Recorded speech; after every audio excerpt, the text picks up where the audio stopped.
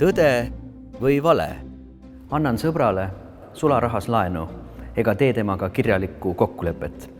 Kas tema suuline lubadus on piisav selleks, et ma hiljem oma raha tagasi saaksin?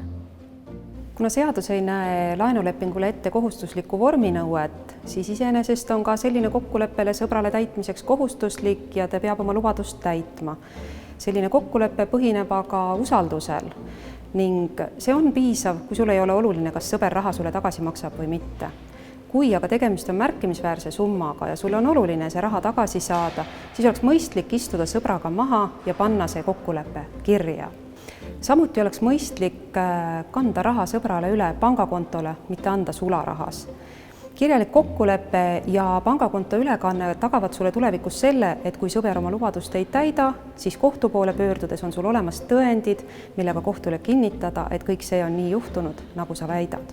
Paraku oma igapäevatöös kohtunikuna näen ma sageli selliseid sõna vastu vaidlusi, kus ma võin küll oletada, et mingisugused kokkulepped on olnud ja võimalik, et on ka raha üle kantud, kuid mul ei ole võimalik täit kindlust sellest saada, sest ei ole esitatud tõendeid.